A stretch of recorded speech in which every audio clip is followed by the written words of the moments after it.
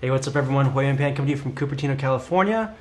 Today's date is March 26, 2020. Welcome to part 3 of Timing is Everything. Is this part 3? Yeah, part 3.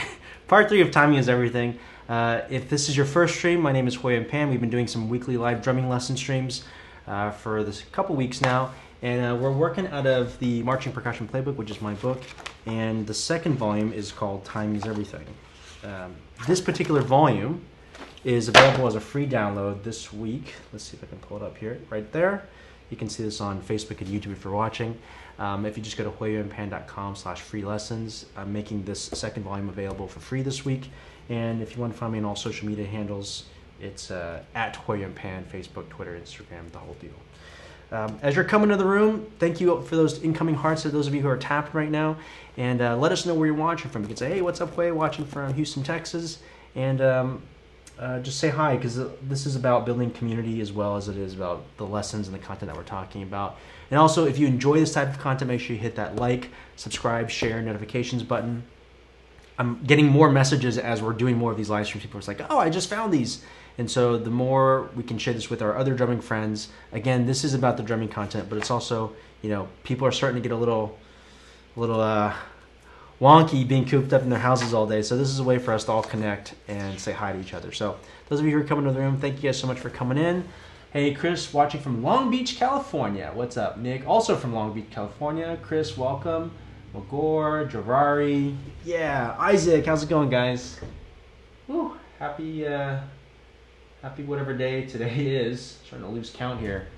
Today is Thursday. So happy Thursday. And let's jump right into it. Let me see if I'm forgetting anything else that I should be saying as we're coming in. I know for most people, like most of my watching is not at a set time. You know, I have to kind of catch it. So I know a lot of people are catching the replays on this, and that's awesome. And some of us are also tapping hearts and leaving comments and answering questions in the replays as well. So if you're, you know, it's like 1 o'clock in the morning and you're sitting there watching this on your phone right now, like just give me a virtual fist pump and type in a comment and let us know that you guys are watching, because like I said, these comments and the questions specifically will show up after the fact also. Hey, Robin, watching from Florida Keys as well. Another Michigan, Dawajic. Oh, Sam, you told me this yesterday. I don't think you told me this yesterday, Sam. Dawajic. I don't know how to pronounce that. Dawajiak? Dawajic? I was trying to, Manitowok. I'm learning all sorts of geography terms as we're going through this. So thank you, those of you who are coming in right now. And let's get into it. If you've got your sticks and your pads, let's go ahead and start drumming. Thank you. I can see those shares coming through as well. Matt Black Media, Matthew Black Media, MBM, thanks for coming to the room. Thanks for the comments on Facebook, Matt. And guys, if you haven't checked out, I think Matt's got another stream coming through. Feel free to drop a plug in here, Matt, for your upcoming stream. I saw your post about how you mix your brass and winds and drums when you deliver them for your clients. So check out Matt on Facebook. I know he's got a website and a Patreon as well, but Matthew Black Media, you can check that out as well. Okay? All right, let's jump into it, guys. Let's talk about this handout. Today we're going to talk about two things. Let me pull something up on the screen here, and I'll show you guys what we're looking at. Let's come over here. How about this screen? You think I would have this down by now? Okay, closer. All right, so Instagram, I know you guys can't see this, but on YouTube and Facebook, if I pull this up, right, and I showed you two different patterns, I said, hey guys, look at this exercise here. Look at exercise number 2, okay, and look at that exercise pattern, and tell me, compare this one with, this is a 3-note, 16th note grouping timing, and compare it to, say, exercise number 3 down here. Okay, and if you were taking a class with me, is this showing up? I feel like the highlighting is not showing up today. This line here.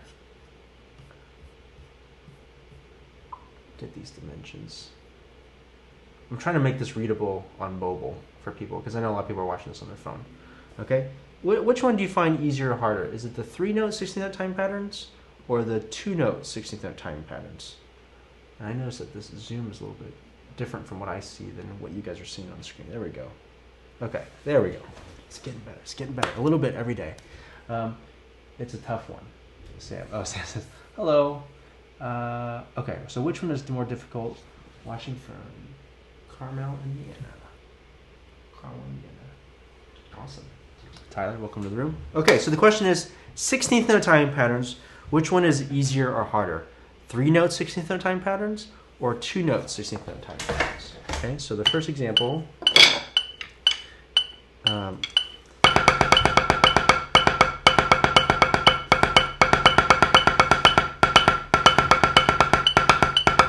Three-note 16th time patterns or 2-note timing patterns.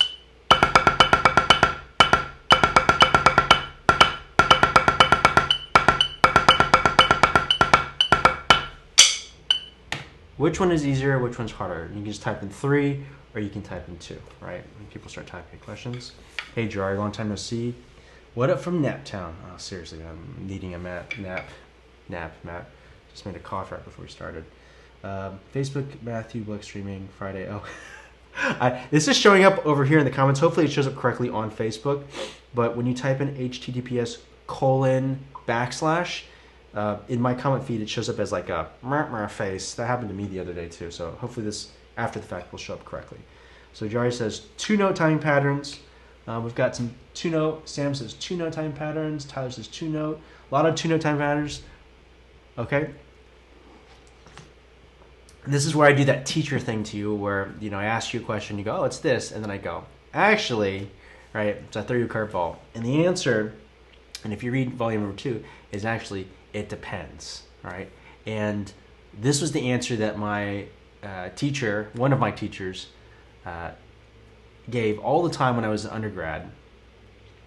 Tony Edwards, shout out to Tony if you happen to be catching this, Tony. But I would ask Tony questions all the time. And to Tony's credit, he never got irritated with me just constantly bombarding him with questions. But the thing that was frustrating for me is he would always say, it depends, it depends. And he's right, like 9 times out of 10, it depends. And in this instance, the answer is, it depends. It depends on the individual, because what I say in volume 2 is that there's no easy or hard, just familiar and unfamiliar. I know that's like a very Yoda-y Star Wars thing to say. By the way, I just watched Mandalorian on Disney Plus. Amazing, so good.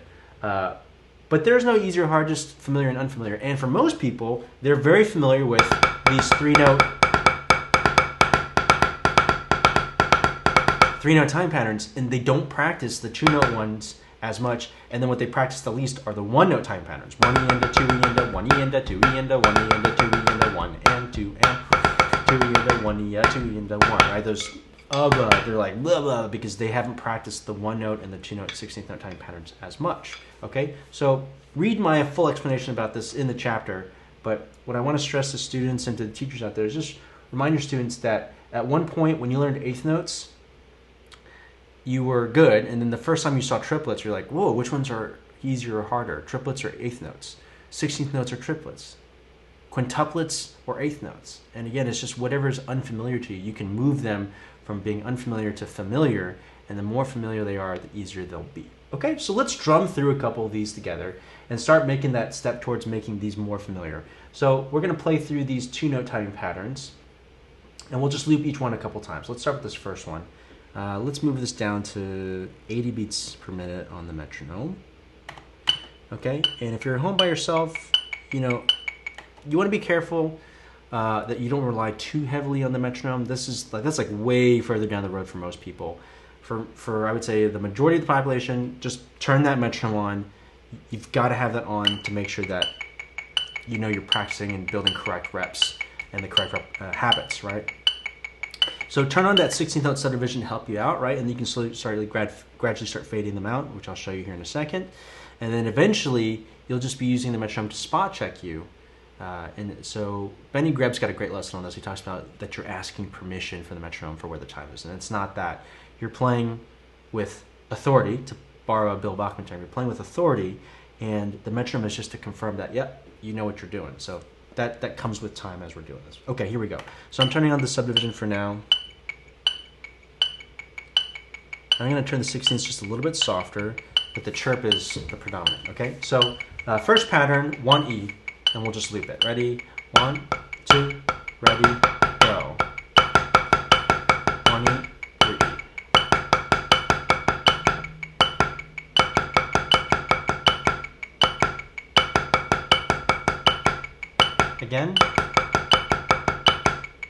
can move your feet also.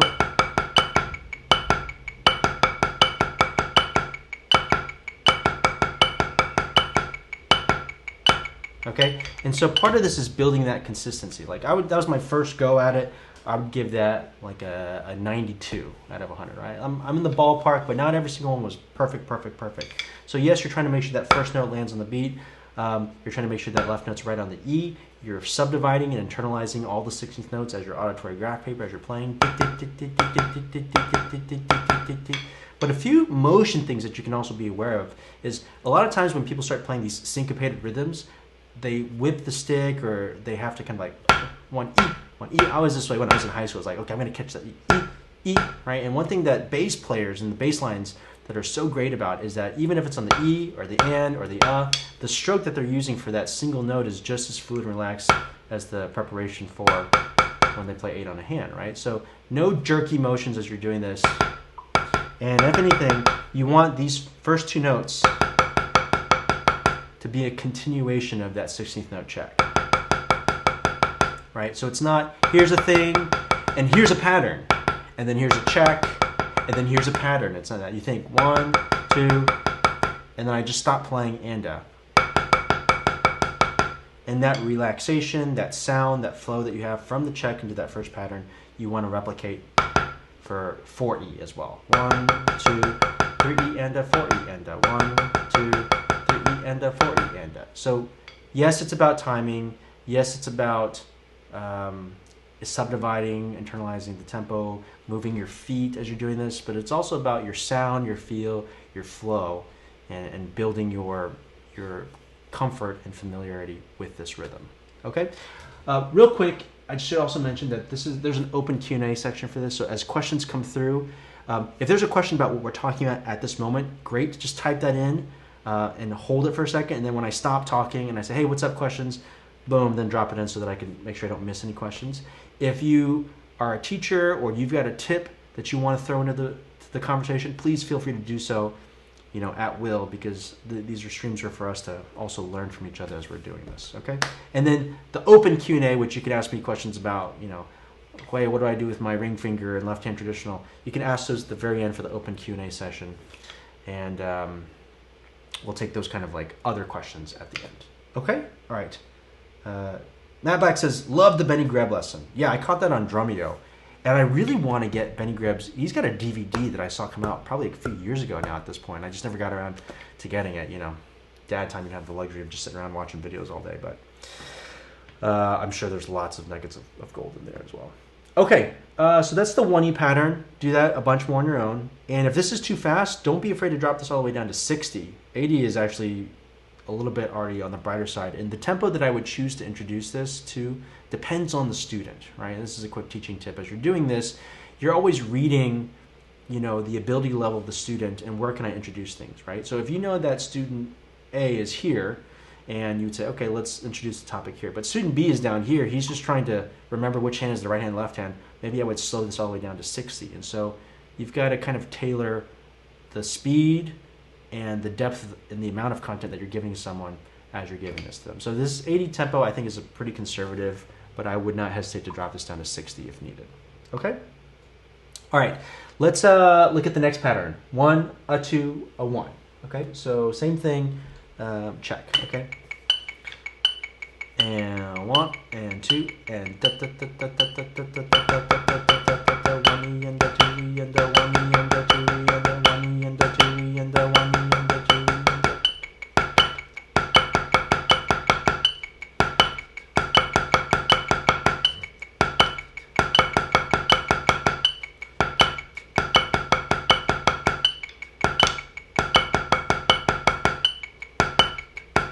Okay, let's try it off the left now. 1, 2, off the left hand.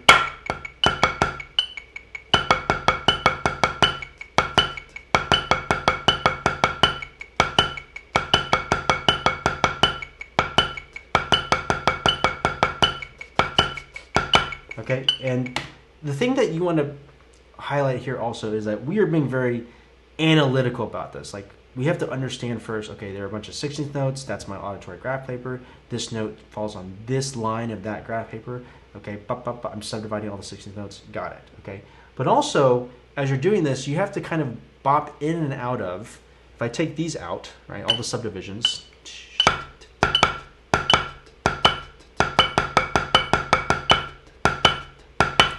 So what does this sound like? I need to be familiar with this rhythm. Bum, bum, bum, bum, bum, bum, bum, bum. You're going to see that rhythm a lot. If you've ever played any wind band literature or orchestral literature, that 1E into 2 rhythm is very, very prominent, right? And we're starting really slow at 80 right now. A very common pitfall that you'll see people do is when they see that 1E into 2 rhythm, they play it as a triplet. They go 1, a 2, triplet 1, 1 triplet 2, da, da, da, da, right? And so we're learning that this rhythm actually sounds like this. Da, da, da, da, da, da, da, da, da, da. So the space between and the next downbeat sounds like that. And as we speed it up, like I just know that's what that rhythm sounds like. So you're also teaching your ears, and this is why it's so important to do it correctly at the slow tempo. You're teaching your ears what is correct. What is it supposed to sound like? It's much easier if you've got a teacher right next to you who can say like, hey, it's supposed to sound like this, make yours sound like mine. But if you're by yourself in the middle of nowhere and you don't have a teacher and you don't have access to private lessons, that's totally fine. You take that metronome and you slow it way down. 60. Let's take this 60 for example.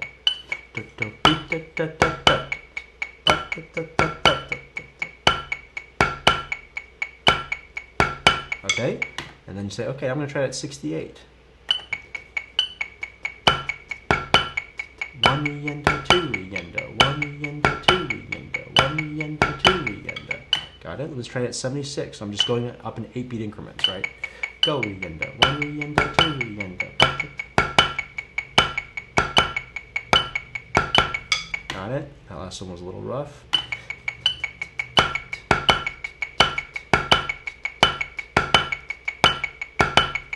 Yeah, don't blow that last one. 92.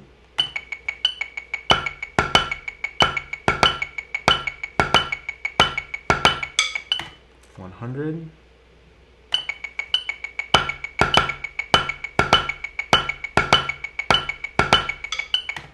108. 2 more after this.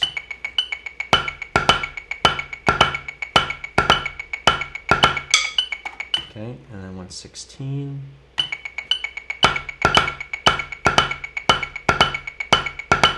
Notice that my right hand starts flowing as we get faster. 124.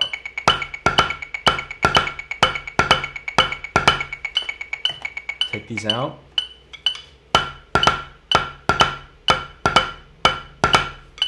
Now I know what that rhythm sounds like, so that when I play it, I can differentiate between correct or incorrect, accurate or inaccurate, because I'm more familiar than I am unfamiliar with the rhythm, and you've got to go through this process. If you caught the Sunday live stream from a couple weeks back, we talked about how to clean a drum break, and the first point that I started mentioning was ear training. As teachers, to us, it's so obvious. It's like, oh, that rhythm's too open, it's a little bit slurred, and a lot of times students just can't tell if that's correct or incorrect, and they're waiting for the teacher to tell them is it right or wrong. And what I would say is, as a teacher, you're training your students to be able to differentiate between correct or incorrect. That's an accurate rhythm or that's an inaccurate rhythm, because they're the one that has to go home and practice and start teaching themselves, okay, that was good, that was bad, slower, faster, more condensed, or more open. You've got to teach your students ear training of what's right or what's wrong. Okay, let's go on to the next one. And I've got a couple things that I want to point about this next rhythm. So this is anda. 1 anda, anda, 1 anda, 2 anda. So for everyone out here, we're on pattern 3 now. And let me know if this music is helping, guys, as we're zooming in and we're looking at these parts. My goal is to make this as streamlined as possible for those of us who are watching this on the replays for Facebook and YouTube. Okay? Turn this down just a little bit. The metronome does not have to be blaring in order for you to use it. Just loud enough to where you can hear it. All right, here we go. Anda. 1, 2, ready. 1, 2, anda, 3, anda, 4, anda, 1.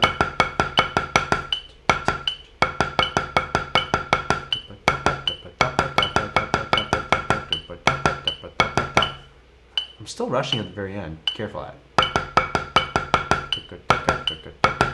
I'm thinking about what I'm going to say next, so I'm jumping the gun a little bit at the very end. Be careful of that.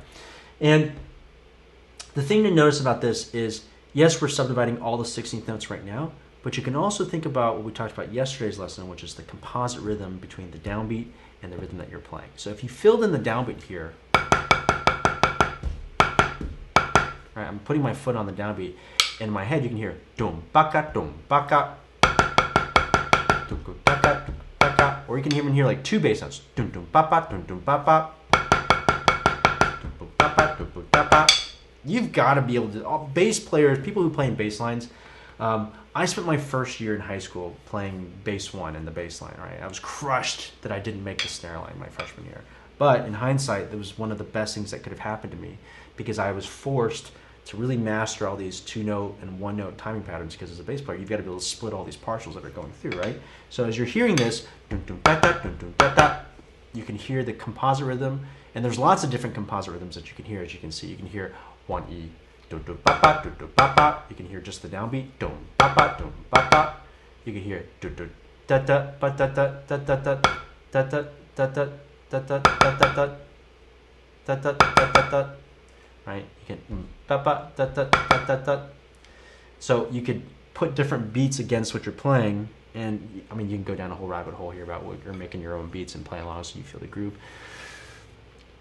Strategy number 1, hear all the 16th notes. Strategy number 2, hear a composite rhythm with the rhythm that you're playing. Feet versus your hands. Okay? All right. And the next pattern, E and. Okay? This one is the most difficult, right? I'm putting in air quotes because, again, it's not difficult. It's just the most unfamiliar to people, right? When they see this. E and, like that. The elusive E. You're like, oh, that's the E, right? And the trick here, I'll show you the trick here in a second. Let's play it, and then I'll show you the trick. One of the tricks you can use to feel this. Okay, here we go.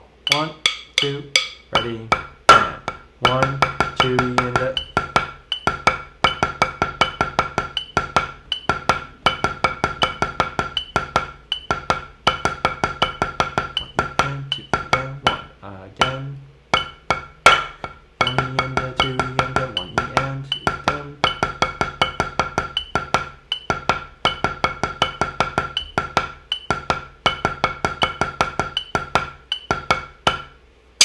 Didn't blow that last rip that time. Okay, so that E, in this instance, this is very, very important. If you're playing the check, 2 E and your left hand should not freeze on the before it plays E and. It should flow right through that. 1 E and 2 E and E and. Right, your left hand is just. And what happens to most players, because they're thinking 1 E and. I should mention this as a preface. A lot of people don't even feel beat 3. They just go 1 E and 2 E and hope. And they guess and they go, I think it's here, E, E and. No, you've got to feel beat 3. 3 E and, you can move your head. 3 E and, you can tap your foot. You can sniff, might make a sound. You can do all 3 at the same time. People will think that there's something going on, right? 3 E and. Whatever it takes, you've got to feel beat 3 as you're doing this. But as you're playing this rhythm, a motion or a technique or a flow thing is to use that left hand flow, 1 E and 2 E and 3 E and, to go into that first E and pattern. And in that second E and pattern, you want to replicate the motion and the flow and the sound of the first E and.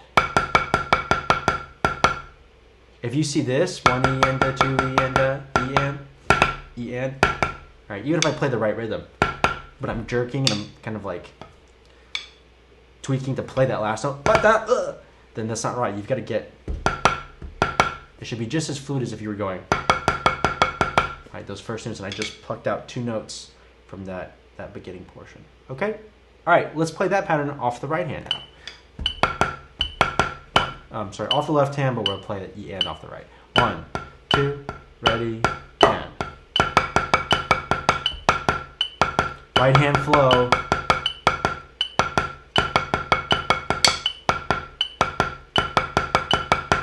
Sorry, that wasn't very good. Let me try that one more time. So we're playing off the left, but the E and pattern is going to be right left. I was trying to say what we were doing, but sometimes I can't talk and play at the same time. Here we go. 1, 2, ready, and go. And left.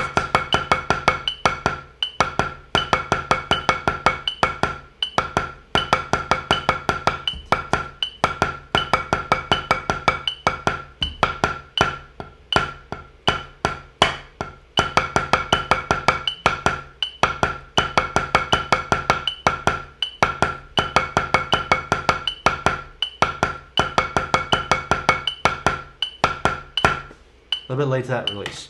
But that's the idea, okay? So off the right and off the left for both parts. Okay, now we're taking a lot of time to break this down, but I want to show you is, after I use this section, and this is how you can use this book.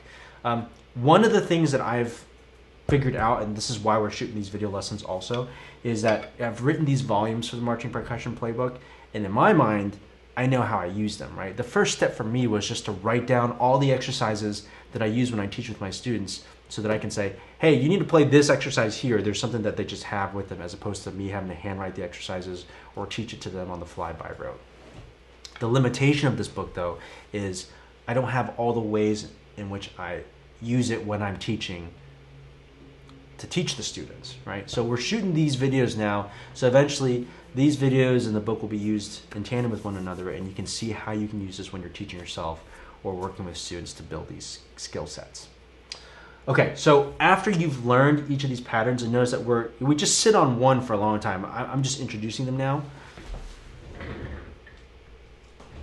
But you would sit on these exercises until you've got a mastery of each one of those. Then you can start putting them together into what we see down here as exercise 3. Okay, and I should also mention that more commonly you'll see these in 4-beat groupings.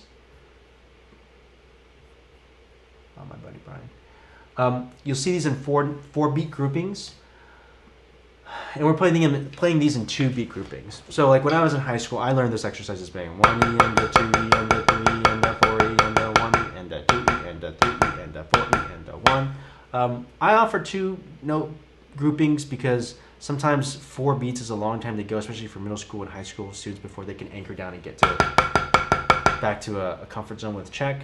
Also, when you're trying to work something but also conserve a little bit of time, 2 beats is enough for me to tell if the student understands what's going on or they don't, or they have a problem. So if there's an issue, then a lot of times I'll just cut it down to, so I'll expand it back out to 4 beats. I'll fix what it is that they're having issues with, and then I'll cut it back down to 2 beats. Okay, so 2 beats or 4 beats, either one. There's benefits and limitations to both. All right, here we go. Let's play this version here.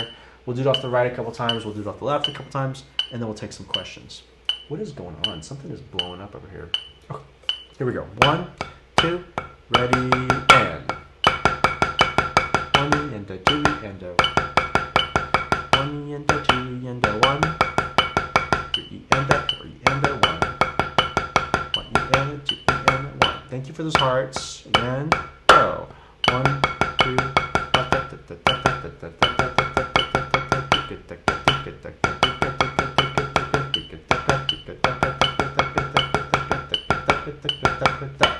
Okay, something to mention about the order. Notice that those first 2 patterns, there's all different ways that you can order which groupings, and it doesn't matter. It'd be fun if you just called them out. You could say like 4, 1, 3, 2, and then you play the patterns in a different order, right? And then if you 4, 2, 1 it, you come up with all these different variations. I chose this order, and this is not in the book. I'm just kind of like an anecdotal thing. When I was trying to decide how I wanted to order these, and this is how I use it with my students now, the first 2 patterns, that downbeat anchor is still there. Right, and then for the next one, that right hand downbeat anchor is there. So I can point that out to the students, knowing that when we get to the 3rd pattern, I can say, you see here that 1 and up, you still have to feel that anchor. 1 and up, feel that right hand, don't back up. And that one, the anda is a little bit easier than the e and, or familiar and unfamiliar.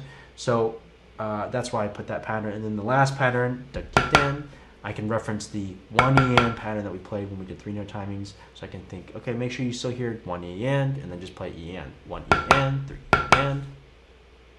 As you're working. Okay, so that's the reason behind that order. Okay, off the left a couple times, and then we'll take some questions. Here we go. And 1, 2, left hand lead. And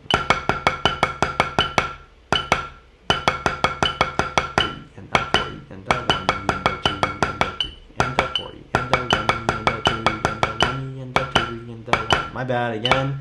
Ready, go, and 1.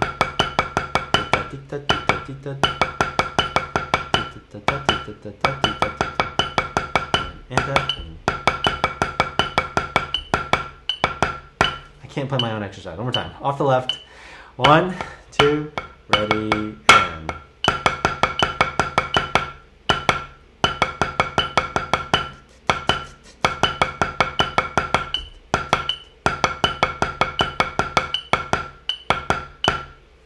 Third time's a charm. Okay? All right, so these are your 2-note time patterns. No familiar or unfamiliar, just easy or difficult. No easy or difficult, just familiar and unfamiliar. Okay, so just play these until they become just as familiar to you as your 3-note groupings. Okay? Any questions about this before we do the 16th note, 1-note timing patterns? If not, I know some people are just hanging and watching. Kevin, we're working on time patterns. I'm sure you picked it up by now. Anthony says, how do you feel like these guys getting canceled? We can talk about that at the end, the open Q&A section. Thanks for asking that. Got some folks watching from Hawaii. What's up? Dowa-Jack. What? Dowa-Jack? D-O-W-A-G-I-A-C. Dowa-Jack. Okay, I learned something new. Thanks, Sam. Dowa-Jack. Dowa-Jack. Never been to Dowa-Jack. Hi, Kristen. How's it going? Come on over here. Billy's boy. Clint. Thanks for coming in, Clint. That's the music. Okay, we got some. I don't see any questions. Barkus, hello. Hello. Okay, Sam says, wow. Okay, coming down here. Matt's giving some love for the Benny Greb DVD, so Matt's seen it. And it says, so applicable to what we do with drumline as well. I have no doubt. And, you know, one of the things that I admire the most about Benny Greb's playing is just his sense of feel and time is just incredible, right? And so I know that comes from years of him not only like listening and playing a bunch of music, but he's also very analytical. From like the teaching videos that I've seen of him, he spends a lot of time just like being very thoughtful about how he's approaching things. So I really enjoy watching him teach and of course play. Matt James in the room. Jill's in the room. What's up, Facebook? Good to see you guys. Okay, let's keep going. No questions. If you have questions, just remember that there's an open Q&A section towards the end, and we can take those in. Cliff Crooms in the room. Dr. Crooms, thank you for coming in. Appreciate the love. Okay, let's keep going, guys. 1-note timing patterns. Okay, some of you have never worked on these before. That's okay, but this is your time. This is when you're going to start working these single note timing patterns, because you're going to find yourself in some instance where you have to play on some partial, and you don't want to be the person who's blowing it because you're coming in early or late, or worse, you're having to guess where that beat is, right? So this is how you work it. This is how you would practice your single 16th note timing patterns, okay? So you'll see in this example, we're pulling it up here. Let me zoom in a little bit. Same deal, same format, same framework. And this is just one timing framework, right? You can apply this to any timing. Like if you have a timing exercise at your school or your warrant program, you can take that framework that you're using and then just replace whatever variation with these single note variations. Okay, so maybe either you haven't gotten to that part of your packet, or you haven't been introduced to it yet. But our framework is we've got 2 counts of check, 1 E-enda, 2 E-enda. That's where we're building the auditory graph paper. We're building that audible memory so that when I play beats 3 and 4, I still hear running through my head. So this is what I hear in my head, and this is what I'm playing.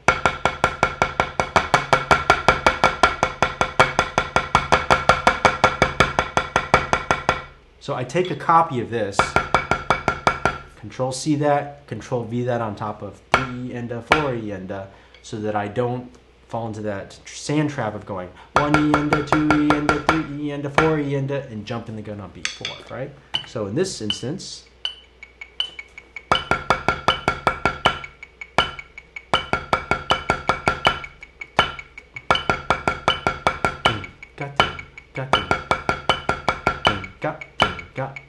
right? And so you can see just then I sang all sorts of internalizations, lots of composite rhythms. I can hear 3 E-enda, 4 E-enda, 1. I can hear 3 E-enda, 4 E-enda, 1. I could hear 3, what was it like? 3 and 4 and 1. There's lots of different things that you can hear in your head. Whatever it's going to help you fight that tendency to come in early on beat 4.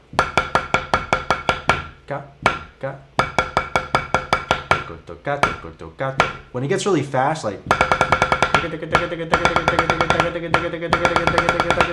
may not make sense to subdivide all those beats, and then you're just thinking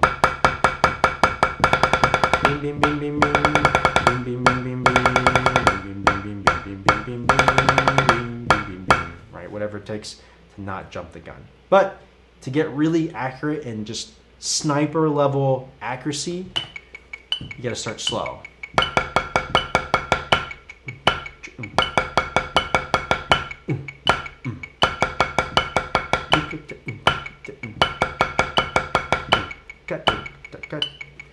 And one thing I'd also mention about this is your awareness for this will come with time and maturity. I distinctly remember being an undergrad and playing in a quartet. I think it was during so-called Laws of Nature, Lang. We were playing Movement 1, and I was standing next to my good friend Ben Finley, Dr. Ben Finley. Shout out Ben if you happen to be catching this.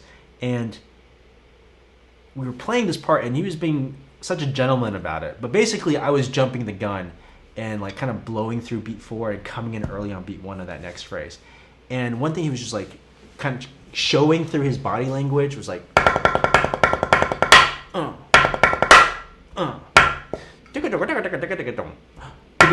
and like being really intentional about that beat 4 pickup into beat 1, but beat 4, making sure that you don't jump in early on that single note. So whenever you have a lot of space, then I heard Bill say another phrase the other day. He said safety in motion, I think was the phrase that he used.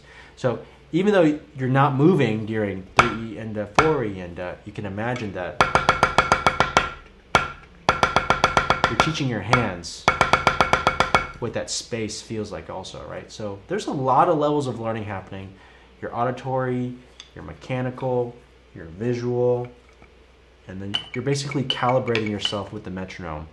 This will not lie to you. The metronome is your friend. They will not lie to you, right? And I've always seen it as my goal to become Terminator level timing and rhythm as a percussionist, right? And as a musician, you have the ability to play with the same level of precision as a metronome. And then what we have that metronomes don't have is that sense of musicianship and feel and style, right? Although I'm sure some EDM artists would disagree with that. Anyway, we add the humanness to this rhythm. Okay, here, 1, 2, single note timing. 3 into 4 into.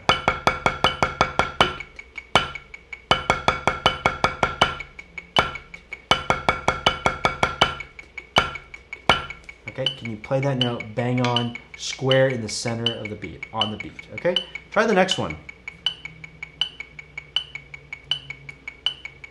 Okay, what I hear in my head during this, 3E, 4E, foot hand, hook up, and use that left hand flow. Remember, just like we did for the E and pattern, that first E is just a continuation of the check.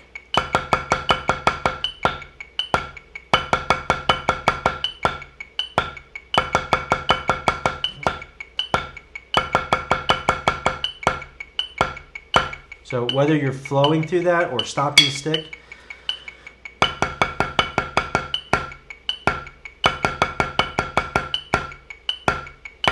right? And then when I play that second E, it shouldn't be flow, spaz, flow, flow. And just that time I kind of froze on that last Right, be very fluid with these as much as possible. You could, switch it which hand you're playing. Eventually, you'll just hear dum bum, or dum bum ding, whatever composite you want to hear in your head. You can play with the right hand or the left hand and be just as fluid if you know what it's supposed to sound like. Okay, so practice it off the right, practice it off the left as well. Let's come on down to here. This one's a little bit more familiar because you're just playing upbeats, ands, and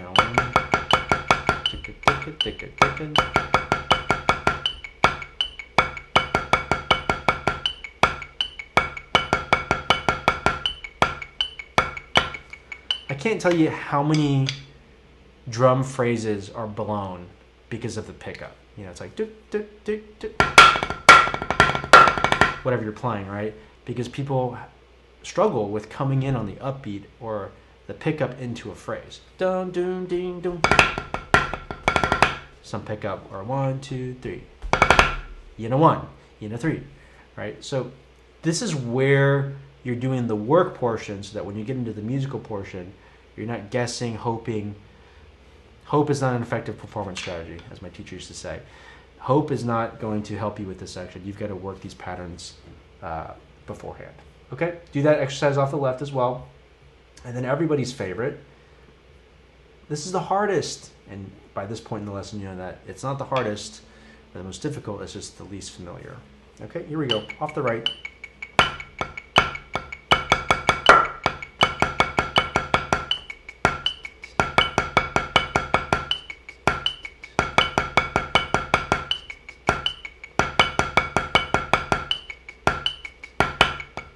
Off the left.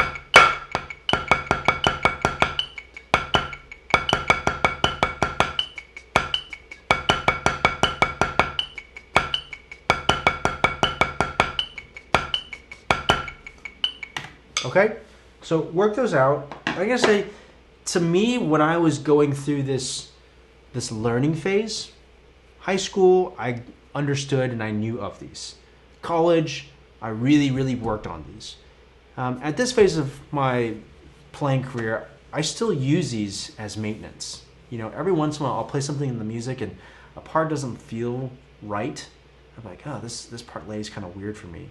And I have to break it down, I'll slow it down, and maybe I'll play something like this. I'll go,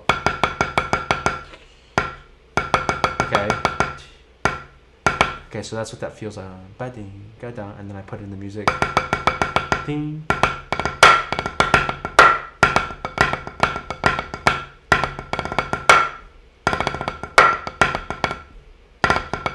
Right, and I work that figure, and I can kind of put them next to something that I know with a new thing that I'm learning. Whenever you're learning something, you're always associating it with something that you already know, right? So these are still very valuable if you've got the time for yourself to conduct maintenance on yourself.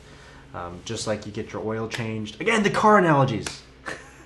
When you get your oil changed or your alignment fixed, you've got to do that same kind of like timing calibration for yourself periodically, just to make sure that you haven't gotten a little wonky over the years, right? Okay, questions. We're going to do a couple triplet timing patterns here, and that'll be our day. But let me see if there are any questions regarding what we've talked about so far, and if you've got some open Q&A questions, we'll jam for a little bit at the end. Micah says, how long does beetle percussion pads delivery take? So, Micah, the answer is, you're going to love this based off today's lesson. It depends. So, beetle percussion, they're hand making each one of these pads. And you know, I get this is the pad that I get the most questions about, but you'll see the bottom of this. I don't know if the stream is doing this justice. But you can see you've got that gray beetle-killed pine, you've got those shots of red pine inside, and you know, like the red is a little bit more rare to come by when you make a chaos pad, for example, or if you're getting the flow pad. I should break out the flow pad at some point. I can show that to everyone as well. But sometimes Bradley's got to wait for that piece of wood to come through before he can make certain pads. Certain pads are also on stock, like they're ready to go. I think I've seen the ash pad and the bus pad a little bit more readily available. So it depends on what they have in stock. And also just keep in mind that each pad is handmade. There was this burger joint that I used to love to go to when I was living in Chicago. And they had a sign that said, you know, when you're checking out and paying for your money, it's like, you know, thanks so much for your patience. Each burger is made to order and handmade when you order it. So not made beforehand. And the little extra time that you're waiting, to me, is worth what you get in the end. So it's not defined for sure. What I would recommend is if you just send them a message, they will get back to you and let them they'll give you an idea of what the wait time is looking like. Okay? See a couple Facebook questions coming through. Thank you for those, guys. Wu-Tang Will in the house. Coming down. Isaac. I know this is a stupid question, but how can I have more motivation to practice? I don't think that's a stupid question at all, actually, Isaac. I watched DCI to get available. Yeah, okay, awesome. This is our first instance where someone has asked a question in the feed and other people are chiming in with the answers, which is fantastic. Please do that. Like, I'll give an answer. That's just one person's take, but if you get a lot of pieces of answer, of feedback, that's really great. So guys, feel free to chime in. What's up, Will? Good to see you. And I would caution everybody that asks a question. You know, I see this happen in the forums all the time, right? Like someone will ask a question and then somebody will answer and someone goes like, oh, great, thank you. And they just accept the answer that someone was giving. And you should do the same thing with any answer that I give. Take everything that you hear with a grain of salt. Meaning you have to judge, make a decision. Is that right? Is it wrong? Is it factual? Is it an opinion? Is it a hunch? Like you have to make your own judgment of like, okay, I think that is solid reasoning and advice. Where are they basing their answer on? Has that person done the research, the planning? Sorry, I'm going off on a little bit of a tangent here, but it has to do with our current social distancing situation. Don't rely on opinions or hunches. You have to read the facts, base it on data, science, and make a decision for yourself. Be informed and make an informed decision. Okay, so the question, we're kind of bleeding into open Q&A, which is okay. Let's take a little bit of a breather. The question is, how do you find motivation to practice? And someone suggested that they watch DCI videos to do so. I think that's great. I know for me, when I was growing up and I'd watch people who were better than me, that really motivated me because I would see something that they could do, and then when I tried to do it, I'll give you an instance, I first saw my teacher play flam fives, and he put it in some sort of, it was like,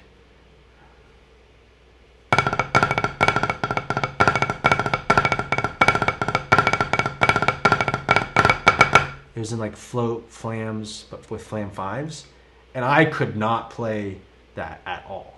I was like, ugh, and my hands would be like, I get so frustrated.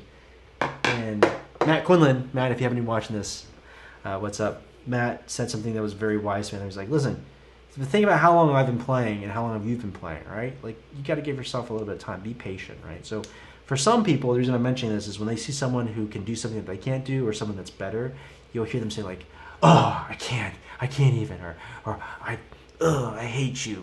It's like, no. When you see someone that can do something that's better than you, you're always going to see someone who's better than you. So if that is a unmotivator for you, then you've got to change your mindset, because there will always be someone better than you. Eventually, you'll be able to do some things better than others, but other people will always be able to do something better than you. So when you see that, one approach I like to take is, it's like a heroes thing. There was a bad guy or a villain in Heroes, that old superhero show, that would go around and just assimilate people's powers, right? And I feel like as a musician, I've definitely done this as a teacher. When I watch other people do their thing, I go, oh, that's awesome. Okay, zoop, assimilate that power. Oh, that killer triplet rolls. Okay, zoop, take that. Okay, oh, okay, take that. Zoop, and I'm just like absorbing other people's powers. So I would say find inspiration in watching people who are really great at what they do. I would say the second thing is have a defined goal that you're working towards, right? Because if you have a goal that you're working towards, like, okay, I want to be able to do this thing. Once you have that goal, if every step that you take is working towards that goal, you have a sense of purpose now. And you can break that goal into smaller goals. So you have a long-term goal and then a bunch of short-term goals. And then as you hit each one of those short-term goals along the way, every time you get to something, it gives you that little shot of endorphins. You're like, yeah, I did it. Yeah, I did it. Yeah, I did it. And I would say the thing about this is make sure that those goals are things that you can control, right? Don't put that goal on somebody else and like, I hope I get, okay, here's a good example. Solo ensemble's coming up. I hope I get a 1 at solo and ensemble. Like, yeah, of course you want to get a 1, but maybe the judge had a bad day and didn't think you should get a 1. Or maybe you blew up and you couldn't get a 1. Or the equipment truck broke down and you didn't have an instrument and you couldn't get a 1. You don't want to base your entire season or 2 months of work off of getting that 1, right? An alternative to that could be, I hope I have my best run of my performance at solo and ensemble that day, which will give me the highest chance of getting a 1, right? So put your success, your sense of success, on something that you can control, which could be your preparation, your planning, your hard work, things that are within your own court. Read and talk to other people. That's also a very big sense of motivation for me as well. Okay, all right, let's see what else is going. Eric, welcome to the room. Okay, I see a couple of Facebook questions. Matt says, Huei, do you teach students tapping a foot or marking time right away or build that skill later? Okay, great question, Matt. And the answer again is it depends, right? So I used to be diehard, like you have to be able to tap your foot regardless of what it is that you're playing, right? Because that's what my teacher made us do when I was in middle school. And honestly, for me, it came very naturally and very easy. I was like, okay, I got it. And then when I got in college, one of my mentor teachers, Bob Duke, Bobby, if you happen to be catching this, he said, like, you know, for some students, like, it just doesn't work. Like, they don't tap their foot, and it actually makes things worse. So it depends on the student. For some students, if you make them tap their foot, and that's the barrier to entry to do the thing that you want them to do, sometimes it's too big of a hurdle for them to get over, and they can't do the thing that you want them to do. So, for example, if I might teach them, I would say the top of my priority list is for them to have an awareness to their sound production. And the way we get there is making them aware of it, but also making sure they have the right mechanics. I used to be like very mechanic centered. And then I said, okay, let me put everything that I teach through the lens of music, musicianship. What are the things that I say to my percussionists? They should be the same thing that I say to my brass players, my wind players, right? So everything is in terms of music. There are some technical things that will facilitate the music, so that's why you're still very mechanical based. But as I'm making sure those things are good, once I have like a solid foundation to start talking about this, I'm like, okay, feel the beat, make sure you're listening to the metronome or listen to me as you're playing. So developing their ears is always like ground zero. You've got to make sure you start talking about listening and awareness from day one. And I say, okay, you hear how that beat is beeping here? Okay, you hear that? You can do something to feel the beat, right? And for some people, it means nodding their head, right? The drum set players aren't necessarily tapping their foot as they're playing, right? But they are definitely internalizing the pulse. Bass players, they may not be tapping their head, but they're definitely, you know, especially moving their necks around, right? You've got to do something to internalize that pulse, right? So I'll take kids through a game where I'll say like, okay, everyone show me where the beat is, okay? And I do this because this is very clear. I can tell whether or not they're feeling the beat. It's like, but it's very clear whether or not they're feeling the beat correctly or incorrectly, right? And it's a visual so kids can see it. It's also silent, which is always good in a percussion class, right? It's okay, now take that and put that beat into your head. Yep. Okay, everyone's feeling the beat. Okay, let's play the same exercise again. But keep feeling that beat. Right? And then when they can do all that, then I start saying like, okay, you can also like tap your foot, but make sure you don't make any sound. And I say tap your toe inside your shoe as opposed to tapping your foot. For sometimes you want them to tap their foot so that they can hear that composite. But generally, you know, for all my instrumental students, they're tapping their toe inside their shoe. I'll have them tap their foot first. And I'll say, okay, good, that's right. Yeah, you hear that? You're with the metronome now? Good. Okay, now make it silent by tapping your toe inside your shoe. Ah, you see that? Okay, good, good, good. Okay, so that's kind of the sequence that I take them through, Matt. And then every once in a while, I'll teach them something that causes them to blow up, like this up pattern, right? I'm saying, tap your foot.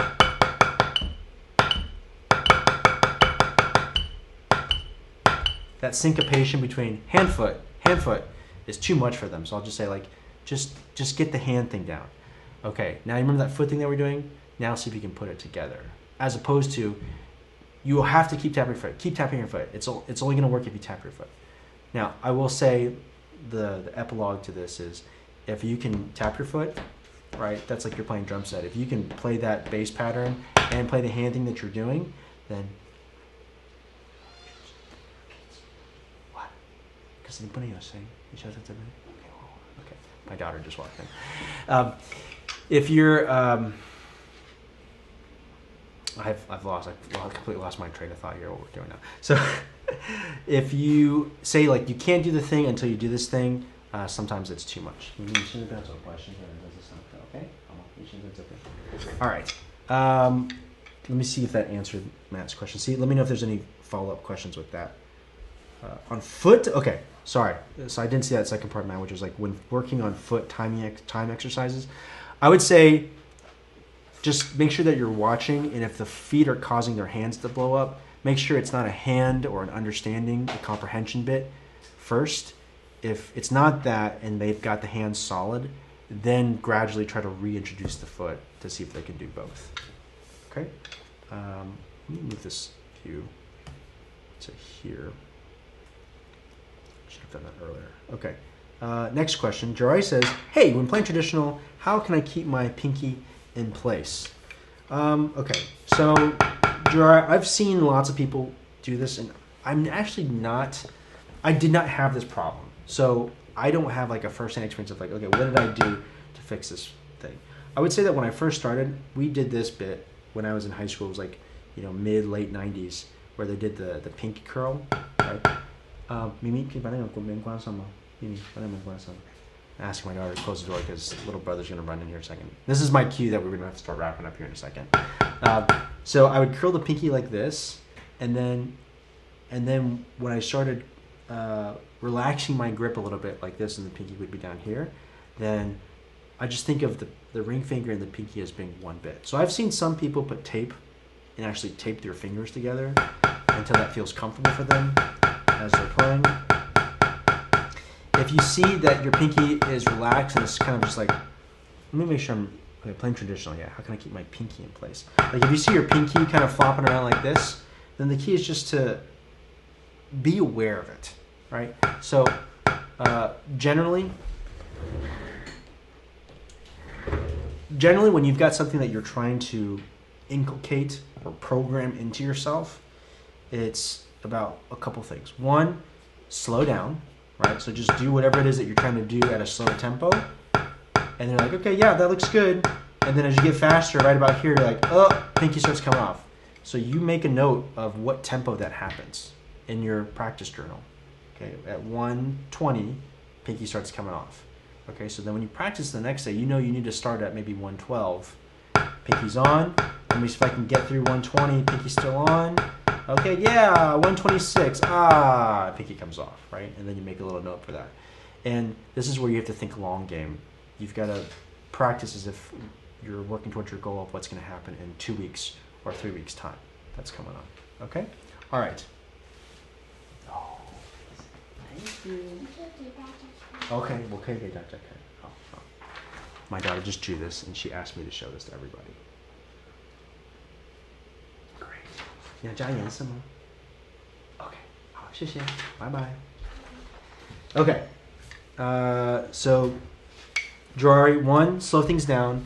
2, just be aware of this, which you're already doing, right? So when you're practicing, make sure you've got your mirror set up, and then you just have to, you know, constantly be spot checking yourself every 30 seconds, every 60 seconds.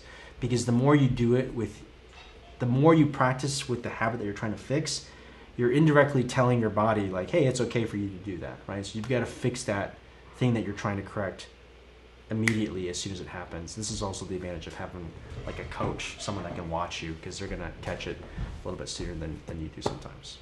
Okay? Hey. All right. Good job. Jirari says, great drawing. He says great drawing. Jirari says great drawing. Do you want to say thank you? Okay, now, you can also thank? You just say some thank you. Okay. All right. I think we're out of time today, guys, so we're going to save the triplet timing patterns for tomorrow, but go ahead and download this free handout if you haven't done so yet. Timing is everything. It's available at huei-yuan.com/free lessons, and you can do a little bit of homework and play through these timing patterns on your own first. So just a quick, let's just do a quick drive-by of this. Here. Okay, and for a lot of people, let me just go to this single page view. The first one, this is super important, which is like a right hand, left hand flow.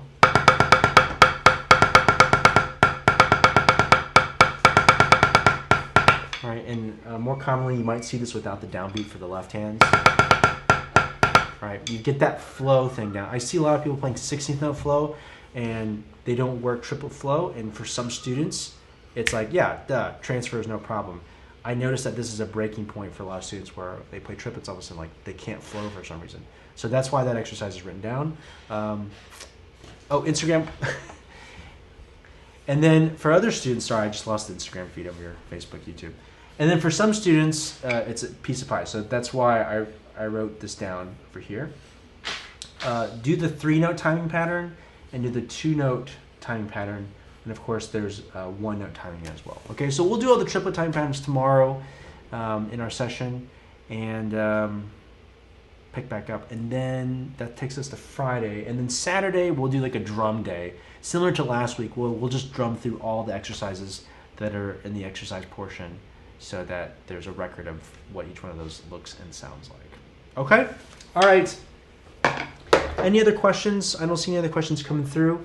So with that, I want to say thank you guys so much for watching. I know there's lots of different ways that you could be spending your time, you know, watching cat videos or slime videos or things like that. So thanks for coming in and hanging with me and drumming along. I hope everyone is safe and healthy and dealing with the situation the best they can. Lots of free resources available on my website. If you have any questions or if you think I can help, feel free to send me a direct message. And hopefully we'll catch you in tomorrow's stream. Please like, subscribe, turn on notifications, and share this out with your other drumming friends as you're watching this. And much love to everyone. Thanks again for joining this afternoon. And we'll see you hopefully tomorrow afternoon on part 3 of time. All right. Bye, guys. Have a good afternoon. We'll see you later. Bye-bye.